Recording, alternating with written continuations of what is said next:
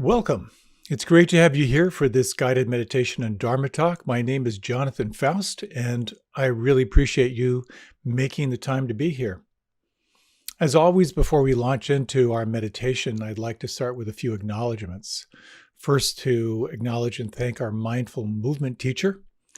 And as well, thank you to Ray and Tara, who offer mindful dialogue after this guided meditation. The whole smorgasbord experience on Monday night starts at 6:30 with mindful movement led by one of three wonderful teachers. Then this meditation at 7:30, the talk is at 8, and then at 8:50, mindful dialogue. And this is a great way to connect with like-minded people in person, talk about your experience, share about the talk, what you absolutely loved about it, and anything else. If you'd like to know more about all these other ways of supporting your practice and connecting with others, you can check out my Facebook page or my website. A big thank you to Glenn Harrison and to Leo Gimo for producing this evening.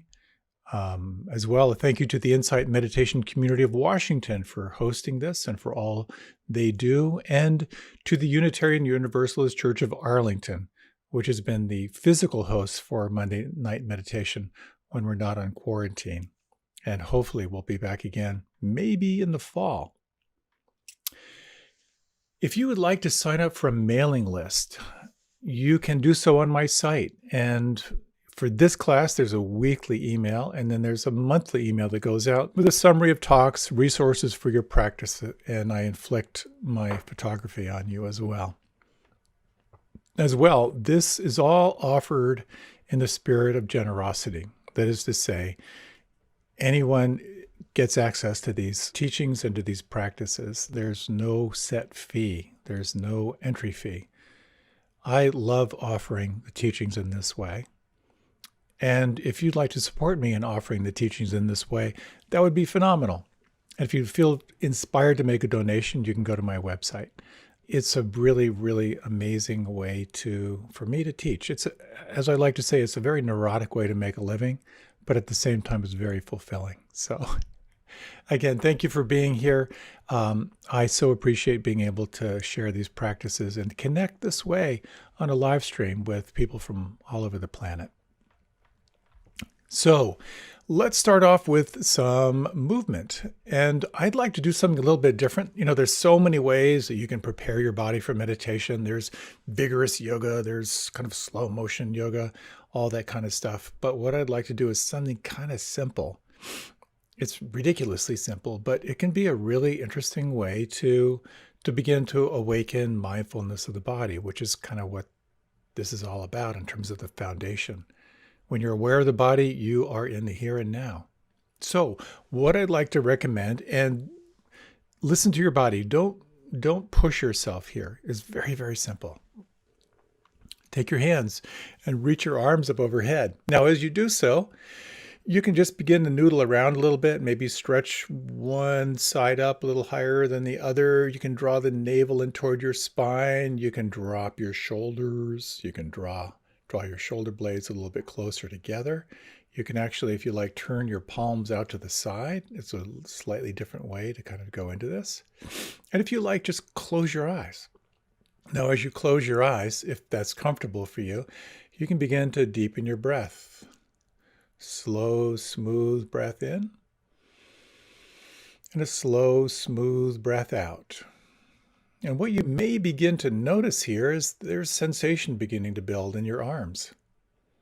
And you may notice that this sensation may begin to feel right on the edge between pleasant and unpleasant. So what you want to do here is just kind of go to your edge, just where it feels kind of comfortable to hang out with the discomfort. Let the energy build and explore what it's like to watch the sensations. And as you do so, can you imagine taking this seat of the observer, where you're watching sensations begin to arise, and you may notice your mind beginning to manufacture some thoughts like, why am I doing this? And when is he going to tell me it's okay to drop my arms? But if you would now take 3 slow, deep breaths and feel the tension, feel the sensations, tingling pulse. You are a being of energy, and you're also a being of awareness. Now, feel free to continue to hold your arms up overhead, but if you like, you can very slowly turn your palms so they're kind of facing behind you. And we're going to move into a slow motion exercise, and you can do this ultra slow or medium slow, but you'll notice the slower you release the hands, the more it's going to cultivate this sense of moment to moment to moment awareness. As you're ready, you might imagine someone observing you, barely able to perceive movement.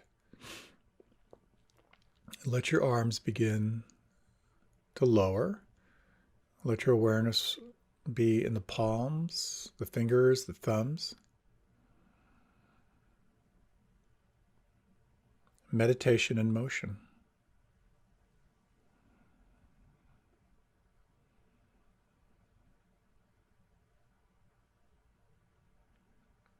And how intimately can you track the slow motion movement of your hands?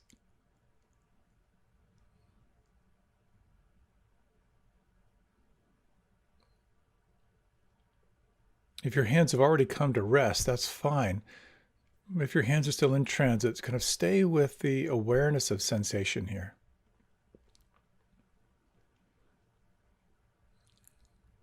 Keeping the awareness in the palms, the fingers and thumbs, the backs of the hands.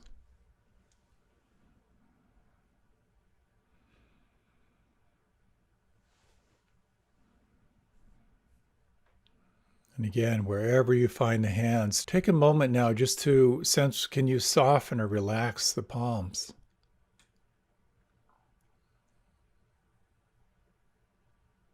How much can you feel here in the hands?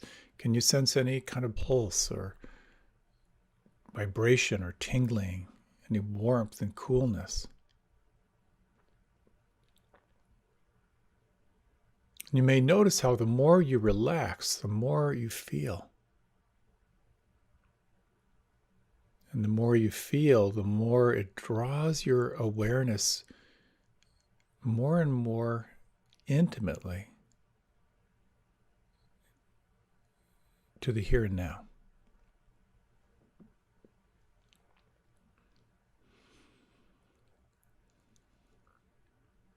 And we'll explore now this practice of softening and sensing inside.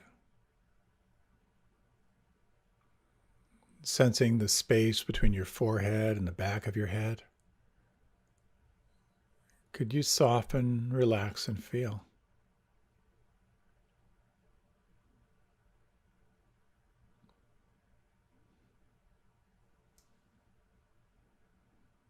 The muscles of your face.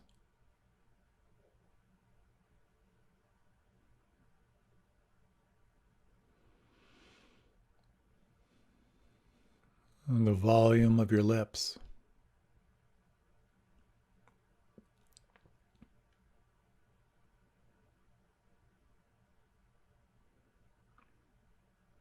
Can you feel the weight and the volume of your tongue?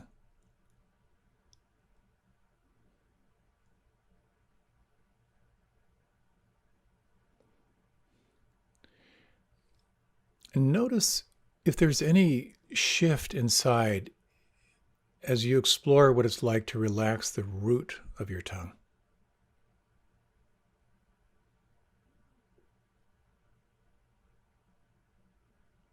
Can you sense it relaxing through the jaw?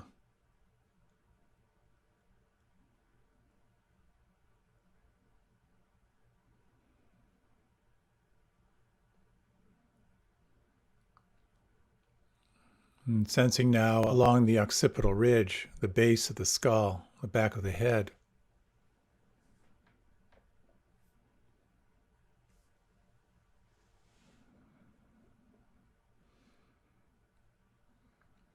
The back of the neck, and letting awareness spread along the tops of the shoulders and down along the shoulder blades.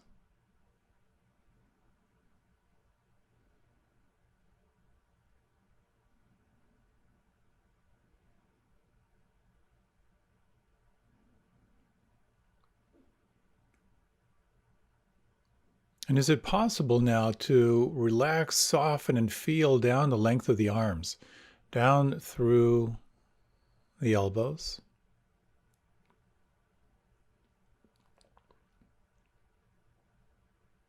and down through the wrists?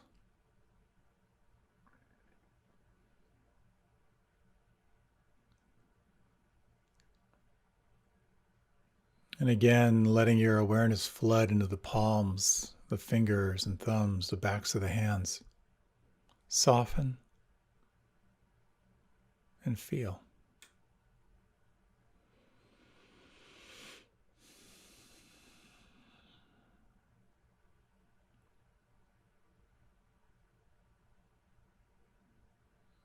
Can you sense the space inside the sinus cavities in your head?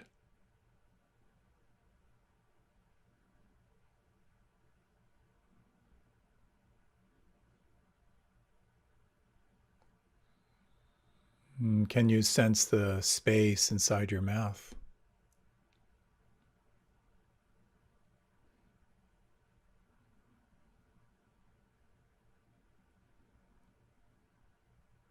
The space inside your throat?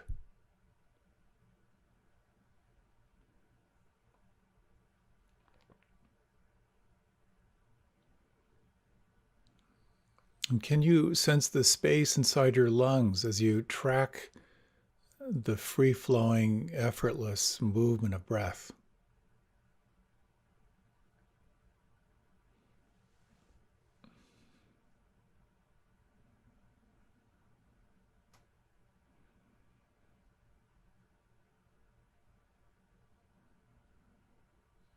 Letting your awareness flow around your lower back and down into the buttocks. Could you in any way soften here?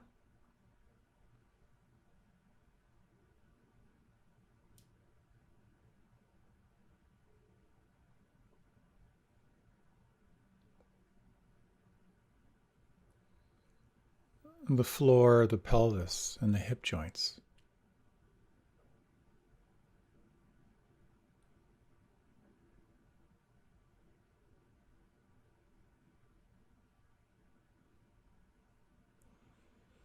And sensing now here in the belly, could you relax, soften, and feel?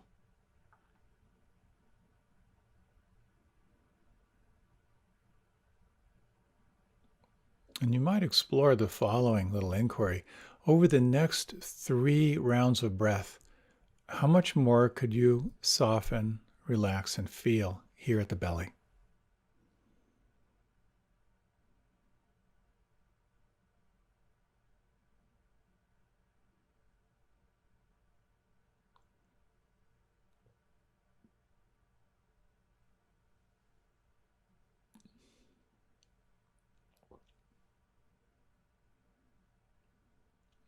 And can you feel the weight and the volume, the heaviness of your legs?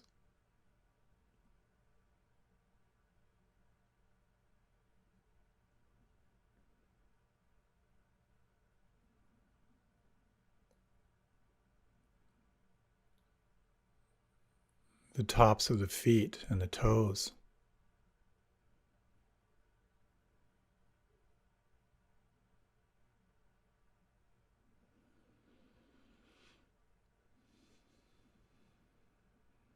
And the soles of the feet and the heels?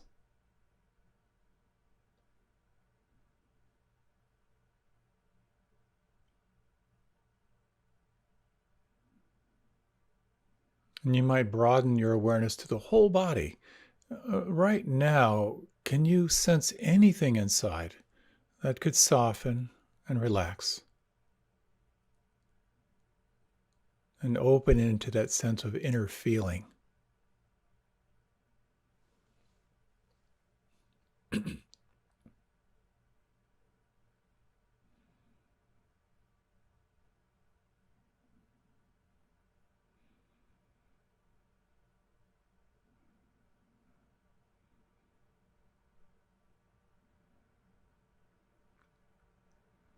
And can you sense and in your own way embrace this inner state where you are deeply relaxed and at the same time alert.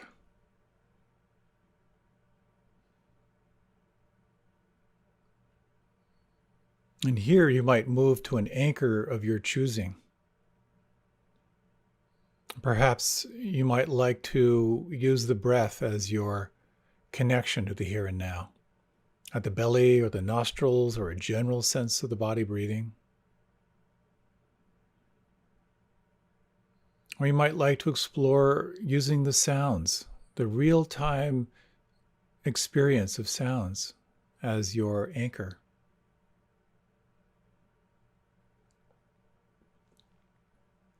Some find softening the palms and fingers and thumbs to be a powerful anchor and doorway. Whatever anchor you choose, breath or sound or feeling, for this next period of time, let this be in the foreground of your awareness. Understanding deeply that you are not here to control the mind, but to relax, cultivate a quality of the observer. And when you notice the mind lost in a thought form or a thought bubble, to celebrate that moment of wakefulness, and then to guide your attention back to relax and soften and feel the anchor from the inside.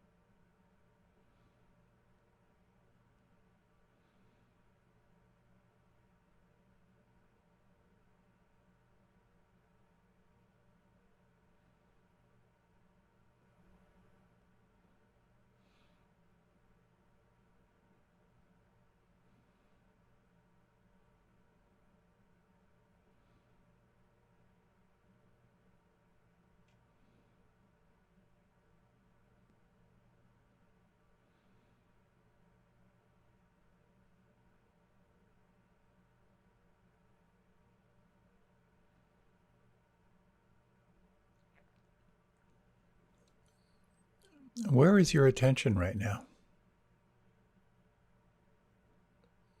If you're waking out of a thought form, take your time to re-arrive. What could soften inside right now?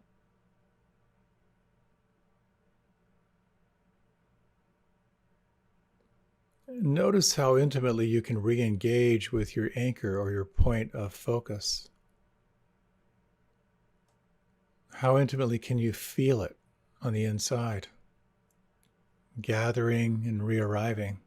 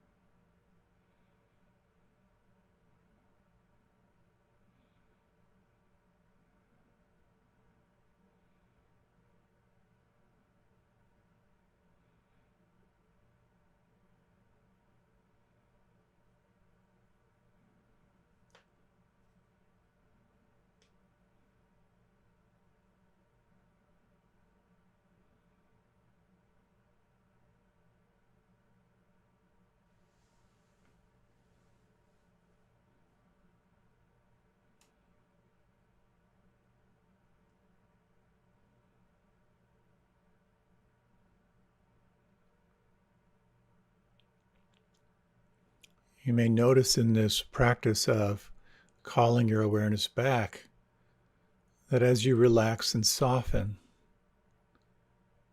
it may open up a sense of receiving the moment as it's happening.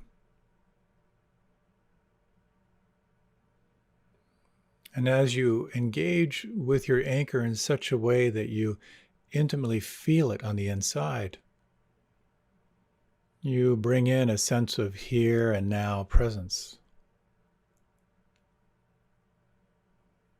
You may also become more aware of that which is aware, this quality of the observer or the witness. And from time to time, you might widen and broaden your attention, noticing what is changing, sensing what it means to be aware of what's happening and to allow what's happening to fully be there,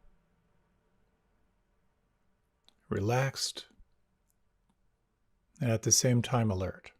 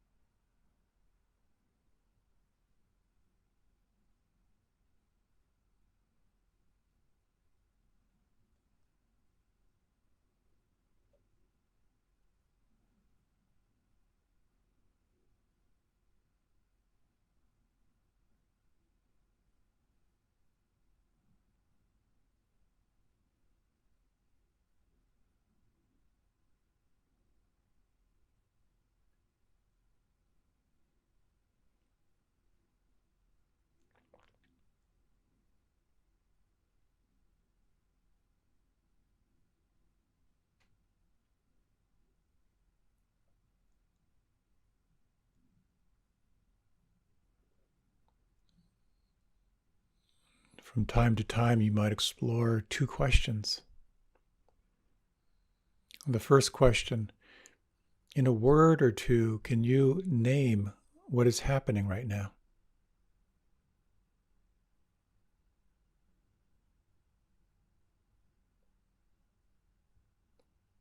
And the second question, is it possible to let it be?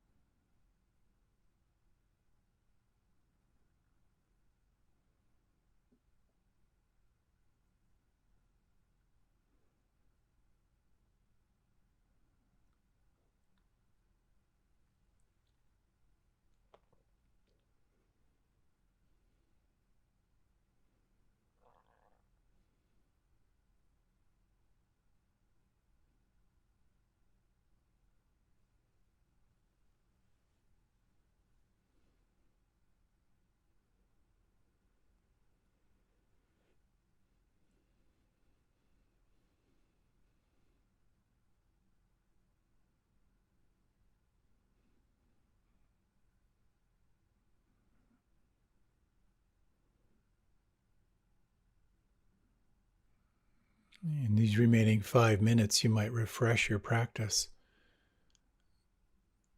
Again, what could relax or soften?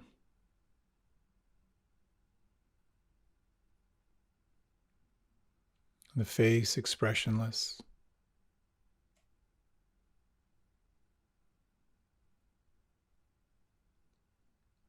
the inside of the mouth and the tongue.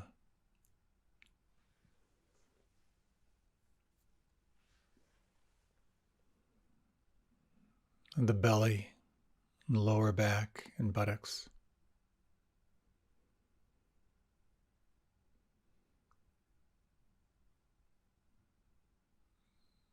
The palms of the hands.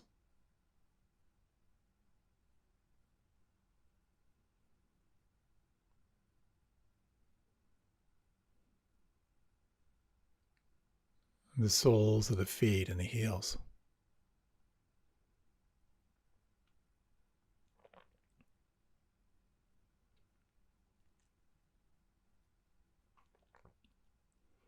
Over the next 3 rounds of breath, how intimately can you experience your anchor from the inside?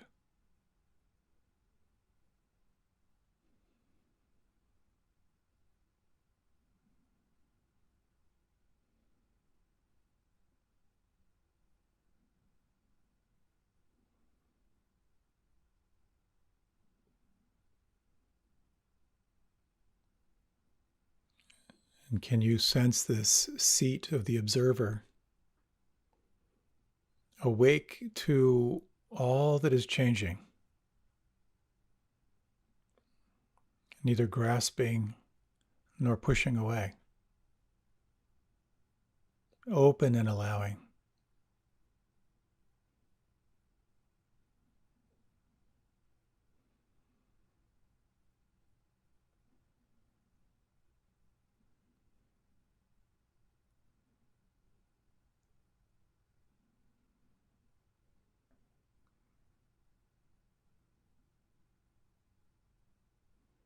And you might explore in these remaining minutes now,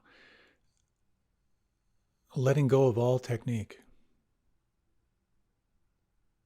shifting from any subtle sense of doing to this sense of being, relaxed, alert, sensing through the body and mind what could soften or relax or let go right now.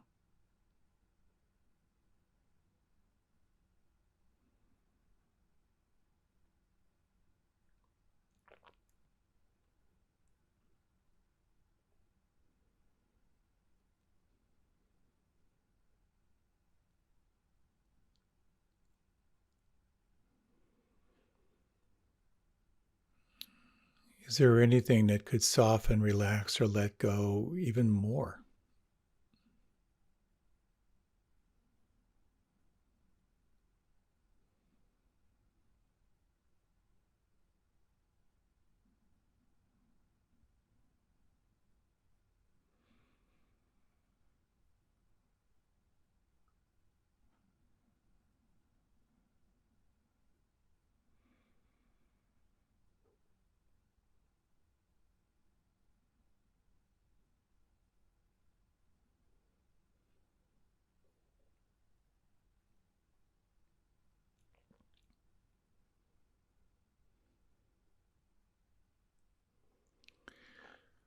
Is it possible to name in a word or two what you're experiencing right now?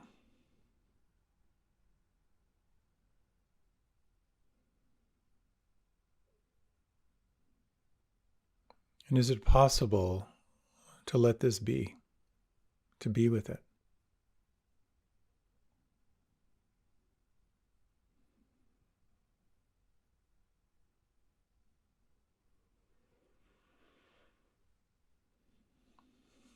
Noticing now where you feel the breath on the inside, and you might begin to lengthen and deepen the breath just a little bit.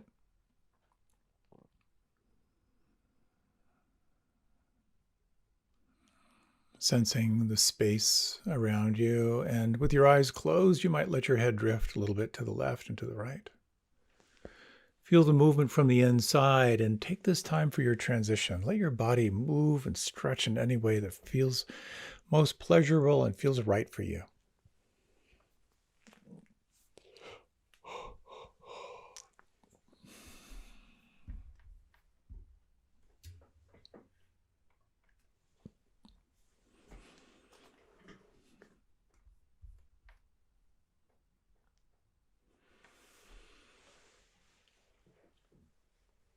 You might like to reach your arms up overhead one last time. Stretch up.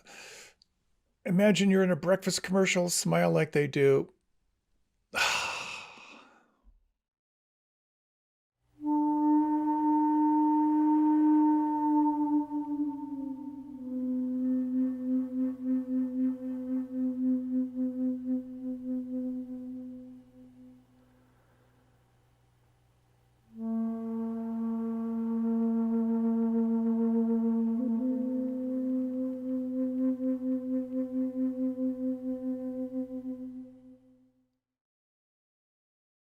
Welcome.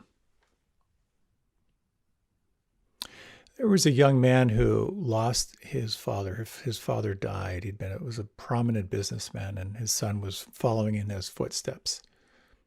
A lot of people came to the funeral, and part of the receiving line of the funeral was people offering condolences, but also shaking his hand.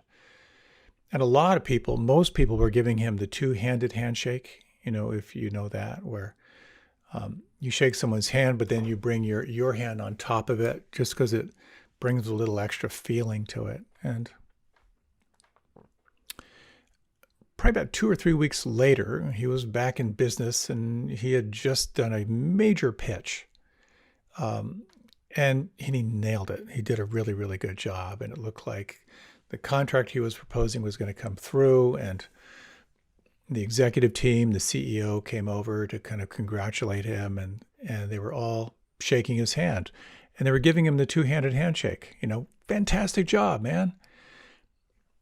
About half an hour later, he realized he was feeling really sad. And when he traced it back, he realized it was connected to that two-handed handshake. That he was so kind of anchored in the two-handed handshake being associated with his loss and grief that when it happened again, it stimulated that feeling inside. I find that story really interesting because it brings up a really interesting question that I'd love to explore with you. Just how much are we programmed? Is all that you're doing in life responding to stimulation? And it brings up a really interesting thing for me, which is it possible to change that conditioning, to be aware of how we're conditioned? And beyond that, is it possible to make changes in our actions, that is to say, our habits? And is it possible that we could make small habit changes that could have big changes in your life? So, as I always do, I kind of break this talk into 4 pieces. Kind of part 1 is exploring the windows that make up the self. To take a look at exactly how are you conditioned and how do you work it. The second is to look at the anatomy of a habit. What goes into either a wholesome or an unwholesome habit? And it's kind of simple. The third is how do you shift unwholesome habits? What are some of the latest techniques that can help you do that? And then part 4, how do you cultivate habits that are good for you? And how what you can measure, you can manage. Some tips and tricks for bringing in more habits that are going to move you in the direction that you want to be moving in. So I'm looking forward to this. I hope you are. There are times when I am practicing meditation and I think about this whole idea of what some traditions call the seat of the witness. Or when we talk about mindfulness, we talk about this non-preferential awareness that there's part of us that's fully conditioned, but then there's something in consciousness that is unconditioned, that there's something that's paying attention. That's why I always use that phrase in meditation, which may be a little ad nauseum for you, but that state of where you're feeling deeply relaxed and at the same time alert. Because what it points toward is who you are as this being of energy and feeling, and who you are as a being of awareness. And so there are times when I wonder, when it comes to self-observation, what am I supposed to pay attention to? On one level, there's this play of energy, the particles and waves of sensations. And then kind of on top of that, there's sort of a feeling tone of pleasant, unpleasant, and neutral. Then kind of on top of that or reactive to that are all the thought forms that come up, reacting to pleasant, unpleasant, and neutral. There's an emotional quality to that feeling. And then kind of out of those thoughts come the beliefs. And then out of belief comes action. And that can come through speech. It can come through actions. Quite often they're habits that are unconscious. I can pay attention to my character structure, and I can kind of sense, like, where is this taking me? And what's so interesting is, like, well, what is it in all these different levels of energy, thought, feeling, belief, habit, character, destiny? Where is it optimal to pay attention? So when you break it down to seeing just what a conditioned machine the mind is, what meditation does is it begins to kind of unveil the unconditioned, that preferenceless quality of awareness that's aware of it all, which points toward where the freedom is. So a very brief little reflection, if you will. If you like, you can close your eyes. I can't see you, so you don't have to close your eyes, but you might try it. And if you would, take 3 slow breaths. Notice where you feel the breath on the inside, and just sense for a few moments if you can just track the feeling tone of the breath.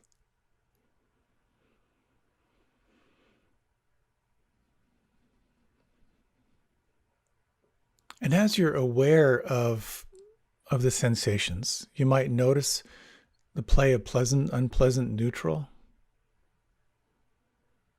You can notice the narrator, the commentator. And you might notice just a little bow to the beliefs that arise out of your experience, to the habits. And sense, what does it mean to be aware of awareness right now?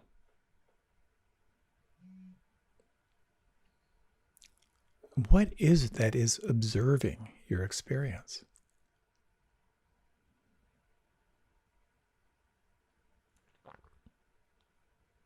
And in this moment, what is calling for that attention?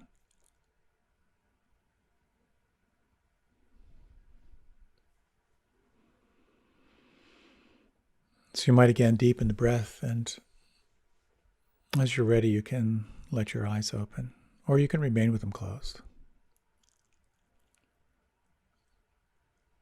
So when it comes to waking up, where do you best place your attention? Habitually, we hang out in the mind. We tend to be kind of cognitively oriented people. But you can explore your beliefs, which is amazingly powerful. Like, what are you believing? And then really nail into it. Is it true? All that sort of stuff. In meditation practice, we're guided to come back to the direct experience of here and now, because there's this great word in Pali called papancha. It's almost onomatopoetic. It's the proliferation that occurs from your inner experience. So it's like, papancha, here's a sensation, papancha, this reminds me of that, on and on and on. So when you come back to the raw experience of here and now, it's almost like you can catch it before it blows up into a thought and a story and habit and all of that. But you can pay attention anywhere. You can focus on beliefs, you can focus on your thoughts, and you can focus on your habits. And that's a little bit of what I'd like to explore. These are the actions you take, either out of reflex, either they're unconscious actions that you take, reacting to life, or they can be conscious actions that you take, responding to life. And looking at your actions, at your habits, I find to be a pretty cool way to pay attention. There's this really cool phrase that says, there's no such thing as enlightenment. There are only enlightened actions. That is to say, only the actions that are done out of wakefulness. And that little line, we can spend a lot of time unpacking that, but for now, I'd like to take a look at the anatomy of a habit with you. How does a habit form? In many ways, it's pretty primitive. It's kind of baked into your neurology. Imagine you're a couple long time ago, the formation of our species. You're hungry. You find some berries. Something in your consciousness goes, remember this feeling of fullness and remember this place because there might be more rewards here. Everything we do is based on rewards. Another way of putting it is everything we do is designed to reduce your anxiety, to soothe your anxiety, which is another kind of reward. We're looking for what brings us some form of wellness. And this is where it's really nice to offer a deep tip of the hat to Maslow's hierarchy of needs.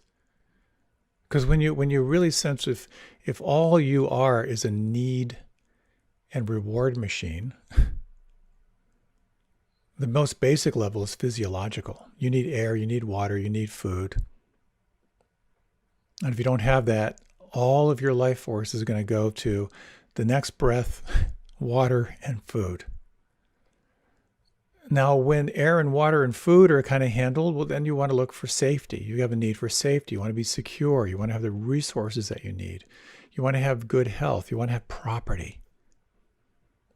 When that's satiated, then there's the next level of need begins to arise, and that's for a sense of love and belonging. That's when you're looking for friendship. You're looking for family. You're looking for intimacy. You're looking for connections that are meaningful. If that's satiated, then what you're looking for is you're looking for some kind of esteem. You're looking for respect.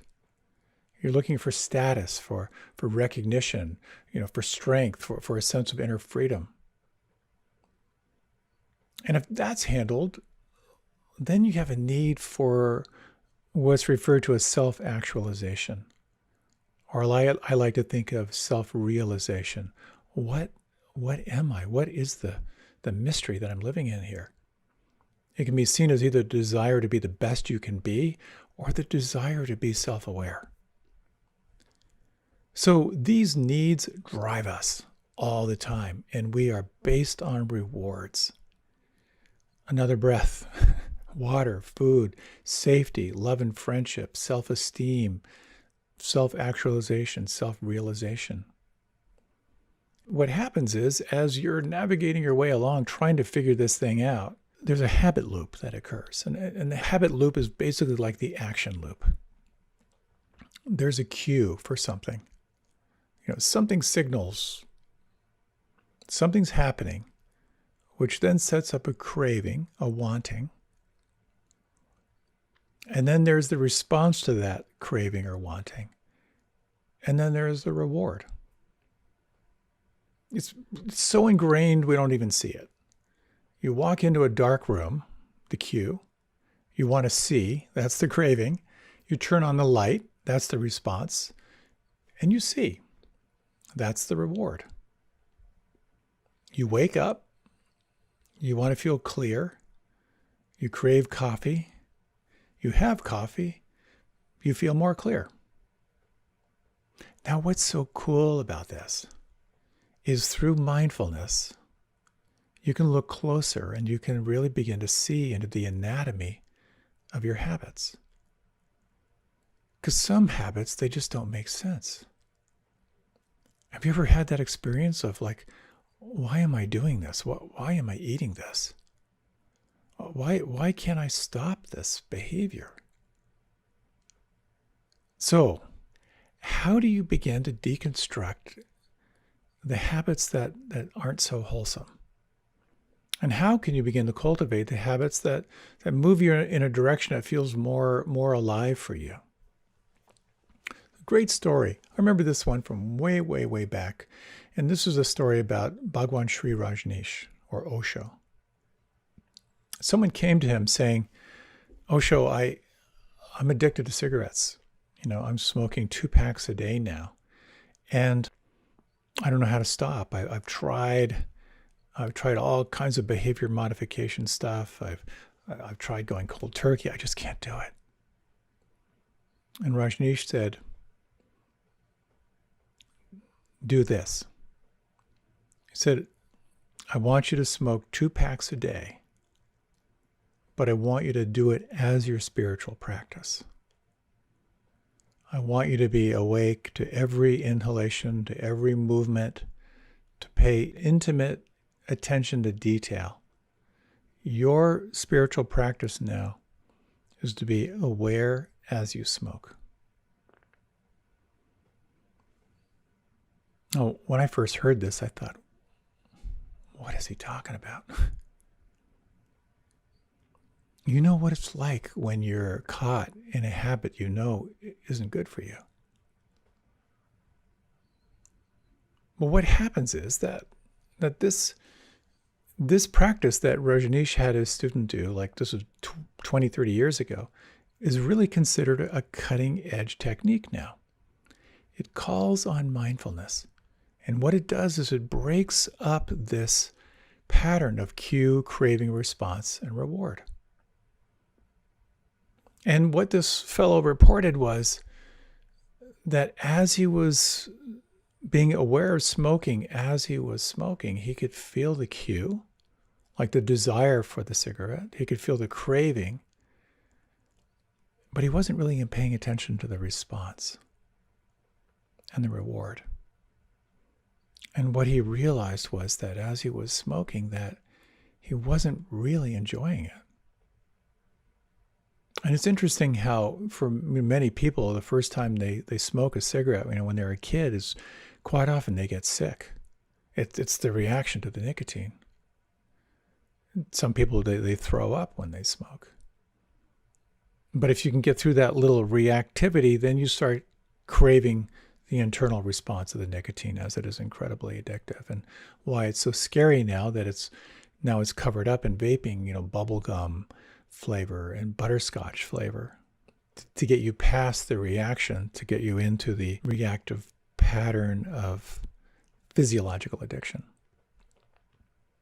But the idea here is you bring mindfulness, non-judging awareness to the experience itself. And many people have reported that when they do this with smoking, for example, which is highly addicting, one of the hardest things to kick, is that when you're really aware of the practice of inhaling smoke and exhaling smoke, when you're really aware of it, it's not that pleasant. So a quick little reflection for you, if you like, you can close your eyes.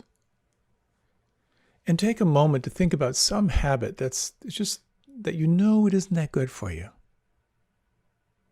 And I'll give you a few moments to kind of select something. Some little habitual activity that really isn't that good for you. And just imagine you could be mindful of it all the way through. Every detail.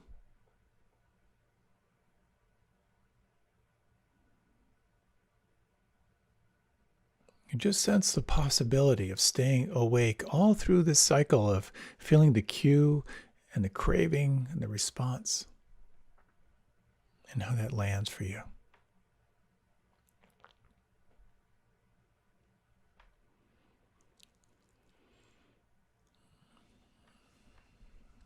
If you like, you can deepen your breath.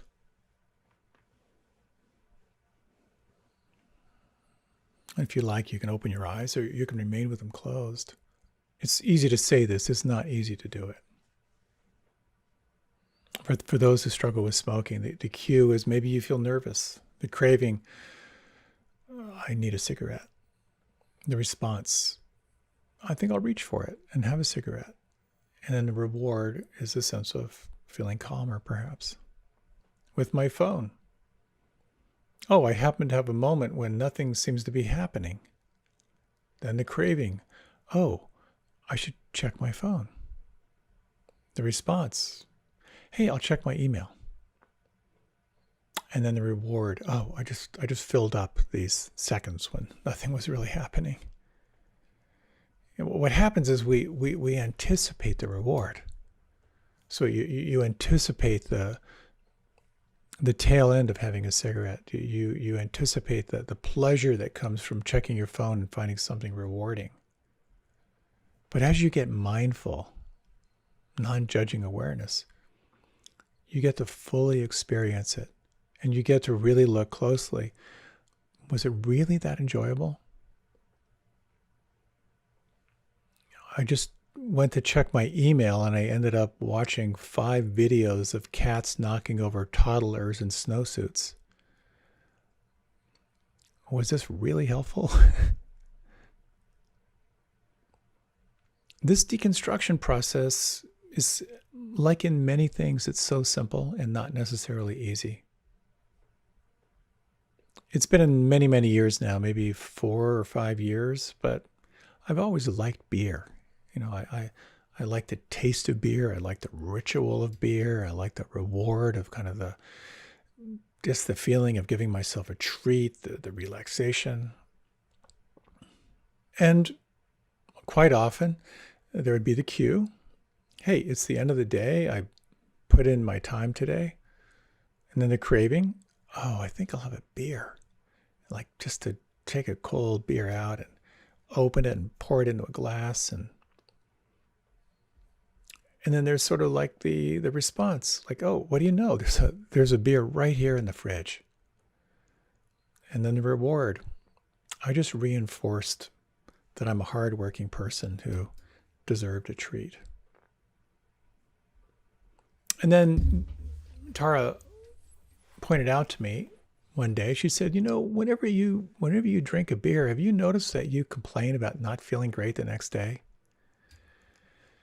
And to my utter chagrin, I realized that was true, that it really wasn't that satisfying. I didn't feel better the next day. I usually felt a little dehydrated or a little bit off. And that kind of ended that routine for me. So what happens is, when you find yourself caught in habitual activity that's not something is really wholesome, is it possible to be aware of the cue? Like, what is it that kind of sets you up for that desire? And then what specifically are you desiring? And then when you move into the activity or the habit, can you really pay attention to the experience? And then ask yourself, was the reward commensurate to the craving? Did it really fit? Was it commensurate?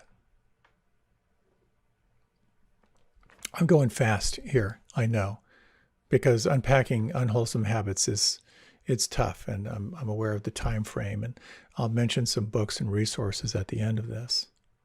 But one person I do want to mention is James Clear, who wrote a book called Atomic Habits, and he said, when you start assessing the unconscious actions in your life, you can kind of break them down to unwholesome and wholesome.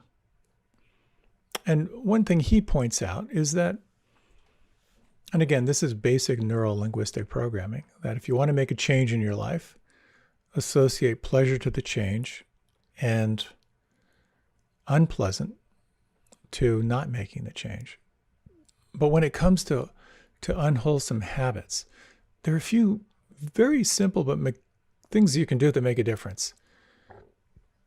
When there's unwholesome habits, you can explore. Keep the item invisible. For example, rather than having a beer in the fridge, I could keep the beer in the garage. So I had to go and walk and get it. You can explore like the unattractiveness of it. Like I know some people are nail biters. Take a good look at your nails, for example. You can make it difficult. When we're on retreat, on meditation retreats, we recommend taking your phone or your iPad and put it in an envelope and seal the envelope and put it somewhere where it's kind of hard to find, maybe in the trunk of your car. So when you feel the cue and the craving to check your phone, you gotta find it, unseal the envelope, boot it up, and turn it on. The other thing you can do is explore in an unwholesome habit how unsatisfying it is. For example, how do you feel in the morning when you eat late, or if you drink late? So with unwholesome habits, to sort of make them harder to access, make them invisible or unattractive, make them difficult, make them kind of unsatisfying. And with wholesome habits, it's kind of the opposite. You can make them obvious, make them attractive, make them easy, make them satisfying. So one thing that I have done here is kind of recognizing that overnight you tend to lose about 1 liter of water just through respiration. So it's a really good habit to drink a large amount of water when you wake up. You get hydrated, it flushes the system, it can sometimes stimulate, cleaning the system out. But what I noticed is that a lot of times I would forget to drink water in the morning. Maybe when I'd start to get a dehydration headache, or I would just realize like, oh my God, it's late morning, I haven't had any water. So what I started to do was to have a glass full of water next to my bed. I've also experimented like putting it on a counter in the bathroom. Oh, there it is. If you want to do yoga in the morning, what if you put out your yoga mat and your yoga stuff and had it right there? So for the wholesome habits, make them obvious. Oh, hey, there's my dental floss right next to the toothbrush. You can make them attractive. Oh my gosh, here's a glass of water with lemon, all set out nice for me. Make them easy. Oh, my journal's right there waiting for me on my desk. It's like really easy to get at. And you can make them satisfying and a little bit unsatisfying, because there's a really cool little technique that you can use. So recognizing the actions that ultimately aren't satisfying, and you can explore some of the behavioral things that can make them more available to you, to really bring mindfulness, to see clearly into the nature of them. Super, super helpful. To notice when you kind of go unconscious around a habit and see if you can really bring attention to that whole cycle of cue, craving, response, and then the reward. You can explore how to make those habits a little less visible in your life, make them kind of unattractive, make them difficult, and explore how maybe ultimately unsatisfying they are. But then it comes to the interesting part, or equally interesting, not more interesting, and that is like, how do you begin to rewire the habits that cultivate a more of a wholesome sense of here and now? And one of these has to do with celebrating the change, that kind of rewiring yourself. So Tara and I have talked about habits, and one of the things she's noticed is that she has to really pay attention to her balance. So she does these balancing postures in the morning. And the thing with balance, as you age, is it's really, you either use it or lose it. So balancing practices are really, really helpful. They're not necessarily fun, but they're really, really good. So she does them. But part of her wiring is you want to make that habit satisfying. So she pumps her fist and she goes, yes. Just that little rewiring thing. It sounds silly, but it really makes a difference. So there are times when I'll be downstairs meditating and she'll be doing her thing, and I'll hear her go, yes. So I love my wife. It's one thing she does that drives me nuts is she'll forget to put the car keys back in the drawer, and then I've got to go find them. And one time they were lost, which really drove me nuts. So she went out to run some errands. When she came back, I could hear her in her office, and I was downstairs and no car keys. So I sent her a text, and I said, when you put the car keys back in the drawer, be sure to pump your fist and say yes. And then I was working in my office, and I heard her go downstairs, and then I heard, yes. So bringing on positive can be really, really helpful. So what I'd like to suggest, I'm aware of our time is flying here, but in this remaining time, I'd like to offer a little reflection for you. And then I'd like to talk a little bit about some of the manic stuff I've done with habits. So if you like, you can close your eyes. And if you would, slow down your breath and take 3 slow, deep breaths. And bring into mind just one positive habit that you would like to incorporate into your life. And it doesn't have to be big. In fact, you might even, for the purpose of this exercise, make it small. Some little exercise, some little habit, some activity that you would like to incorporate. I'll give you a few moments to reflect on that.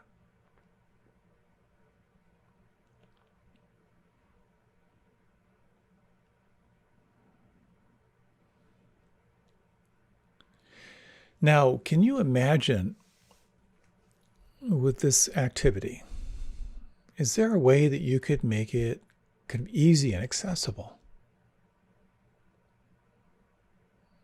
Is there a way you could create a routine that would kind of make it more obvious and kind of an attractive thing to do?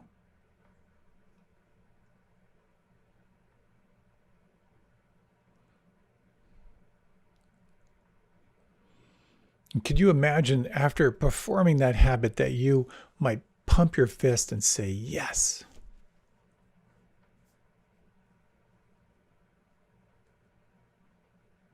Now, can you imagine if you did this activity every day for a whole month, what do you imagine that would feel like after 30 consecutive days?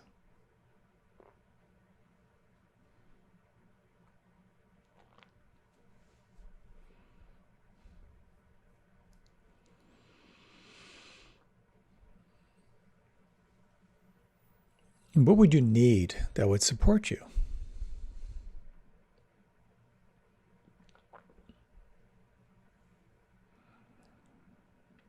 If you like now, you can deepen your breath. As you're ready, you can open your eyes.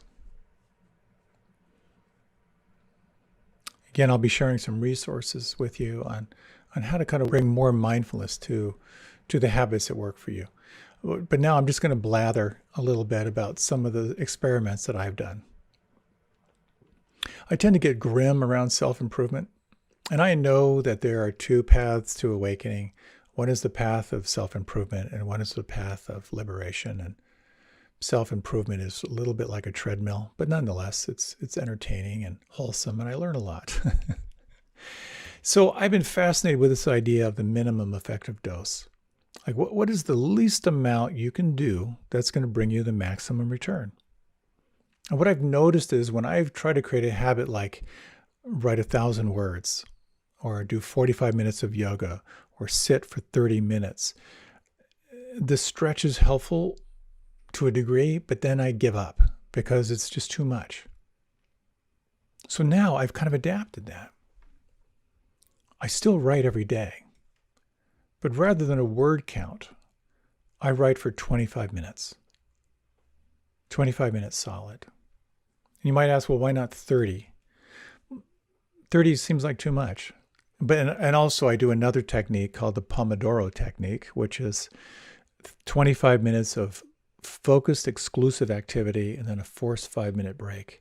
And then 25 minutes of forced activity, exclusive activity, and then a 5-minute break. So I break everything into 25-minute segments with a 5-minute break.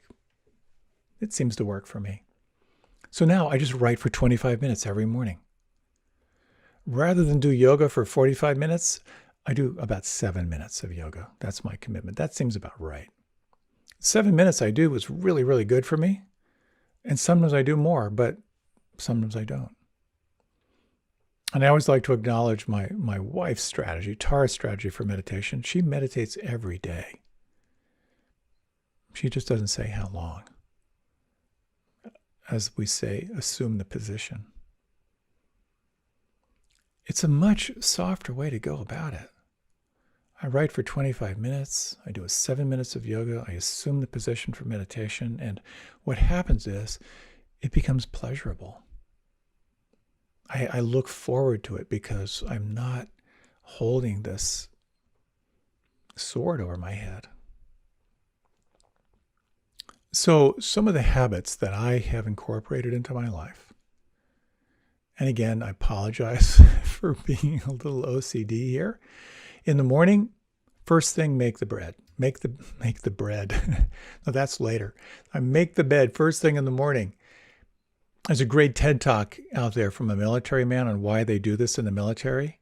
Basically, you start off the day with a sense of accomplishment. It's small, but when I make the bed and I walk through, the bed is made. It's a great feeling. I do some basic stretching, nothing heavy, but a little bit of stretching, particularly in my mid-back. I've got this long spine. If I can get that mid-back lengthened, it's going to be a better day. I drink some water. Used to be a full liter of water. That seemed like a little bit much, so now it's kind of a big glass of water. In the winter, when it's nice, I will start a fire in the fireplace, not just general. Start a fire in the fireplace. And that's like cozy and pleasant. And that will kind of like sets up something called triggers, where you can begin to link habits. So you do one habit and that'll link to the next habit. So what I'll do is I'll start the fire. And again, not every morning, but in the winter, quite often. And then that sets up a little trigger for meditation. Wow, meditating by a fire? Oh my God, it's great. After I finish meditation, well, that sets up a little trigger for making my coffee, my morning coffee. When my mind is awake and I'm feeling alive, well, that will trigger me to go into my writing. I write for 25 minutes solid, which sets up a trigger for this daily cartoon that I do. I do a little sketch, a little cartoon. I'm in my 3rd year now. When I'm done with that, that sets up the next trigger, which is a little ritual I go through where I reflect on the 3 most important things in the day that I want to cover. And then that sets up the next trigger, which is what we call time blocking, where once I've identified those 3 things, I actually put them into my calendar. And that time is dedicated for those activities.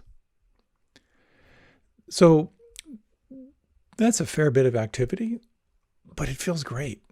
Make the bed, do some stretching, drink some water, maybe start a fire, meditate, coffee, write, sketch, 3 most important things, block out my time. I'm pretty primed for my day. In the evening, I kind of have some little habitual things. My Apple Watch will start to tell me when I should wind down. It's saying like, hey, a couple hours before it's time to go to bed. So that triggers me to check my activity feed. Do I need to do any more exercise? Or do I need to eat something really light? Or am I really ready for the wind down? Oftentimes I will drink my final water for the night, or that's usually early evening. Then I'll brush my teeth. And I have a trigger with brushing my teeth, which is to do flossing. So once I brush my teeth, that triggers my flossing. And then I have the same routine before I go to bed. I put my phone in the other room. I put it away. And I do a short but powerful yoga flow. Again, it's short, but there are some challenging postures that I just like doing every evening before I go to bed. And then I'm ready. These become rituals for me that they just work. And I've worked at them, I've tweaked them, but I'm in a good shape right now. In between, I have a couple little habits I try to build in. Again, I mentioned breaking my day into these 25-minute segments with a forced 5-minute break. And I listen to my Apple Watch when it tells me to stand up. So One of the basic things around cultivating habits is it's a basic management technique that's been around forever that says you can manage what you measure. Jerry Seinfeld has a really beautiful thing, and now it's actually called the Seinfeld technique, where he realized that if he was going to be a successful comedian, he had to write his own stuff. If he was going to write his own stuff, he had to write every day. So he had a 30-day calendar. When he would write, he'd put an X through it. And the whole idea is you keep the visual chain going. And it's very satisfying. It's sort of like that fist pump of, yes, I did it. So I track my habits. I track my morning writing and the morning cartoon sketch thing. I track my exercise. And then I track kind of an evening gratitude thing I do, kind of inspired by my talk a little while ago on gratitude, where before we go to bed, we just talk about what we're grateful for in the day. And then I track 2 other things that change from month to month. And I'll talk about this a little bit more. But what I do is I do a practice. Every month, I take on 2 particular habits for that month. One is an observation. It's a practice that I take on that I think will be good for me. And then I'll also take on a restraint. And that is something that I'd like to experiment not doing and see what happens. And so this month, I'm doing one 25-minute piece every day on what I'm calling clean, organize, or design. So 25 minutes, that's about organization. So it's either cleaning out a drawer, cleaning out a room, organizing my financial accounting system, which really needs help, like kind of designing some new flow. 25 minutes every day. And then my restraint is one thing I'm going to get rid of. Either I'm going to give it away, I'm going to throw it out, or I'm going to sell it. So I'll have 30 things by the end of the month that I'm ejecting. I love this 30-day thing. And again, I'll talk more about it. And if you'd like to try it, I'll share more resources with you. It's a super, super helpful way to do short-term behavioral shifts. So you might reflect on that. If there's something you might want to take on as a practice and something you might like to try not doing. And again, I'll offer some resources in the future. But I did want to mention, just in these remaining minutes, just a few books that are really helpful. James Clear wrote a book called Atomic Habits, which is great. Also, Hugh Byrne, who's a teacher with IMCW, has written a book called The Here and Now Habit on kind of bringing mindfulness to your habits. And another beautiful book by B.J. Fogg called Tiny Habits. And these are like the tiny changes you can make that can make a big difference in your life. So just with a few less than 2 minutes that I have remaining, if you like, you can close your eyes. And bring your mind again to some life-supporting, life-enhancing habit you might like to bring into mind and bring into your life.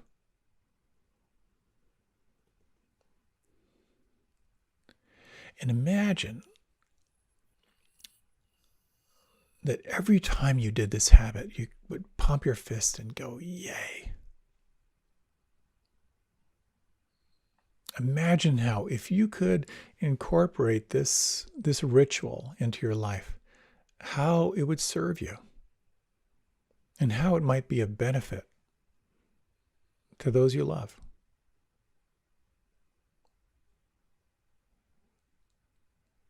And you might sense, is there a sense of what kind of support would you need?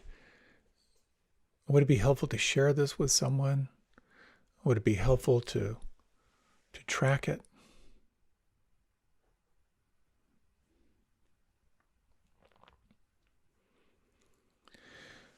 As you're ready, you can deepen your breath. If you'd like, you can open your eyes. Mindfulness is this beautiful practice of cultivating penetrating insights into the nature of reality. And looking at your habits, your actions, your rituals can be a very powerful way to see into the unconscious reflexes in your life. It can help you to see a little more clearly into the conditioning around actions that ultimately don't support you. And as well, it can be a very powerful tool for increasing your capacity to look for the good and to be self-actualized, as Maslow says, or perhaps even self-realized. I wish you well. Thank you so much for your time and attention, and may you be well.